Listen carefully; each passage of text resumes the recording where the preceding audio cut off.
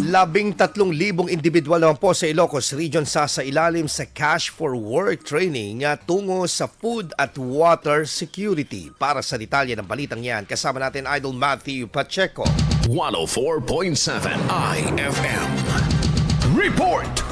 Sasailalim sa 20 araw na Cash for Training at Cash for Work program ang 13,000 katao sa Ilocos Region upang pagtibayin ang kakayahan ng mga komunidad laban sa krisis sa tubig at pagkain sa ilalim ng proyektong Lawa at Binhi ng DSWD at DOLE. Paglalaanan na aabot sa 114.2 million pesos na pondo ngayong taon ng naturang proyekto na may layuning turuan at bigyang kakayahan ang mga benepisyaryo ng tamang paghahanda sa kalamidad, paggamit ng likas na yaman at mga sustainable na kabuhayan. Kabilang sa mga aktibidad ang paggawa ng imbaka ng tubig, aquaponics, urban gardening at pagtatanim ng mga punong kayang mabuhay sa gitna ng kalamidad. Ayon naman sa DSWD, bahagi ito ng mas malawak na hakbang ng gobyerno laban sa gutom at kahirapan. Sa huli, iginit ng tanggapan na hindi lamang ayuda ang proyekto, kundi hakbang umano tungo sa mas matatag na ang bawat komunidad ay merong kakayahan.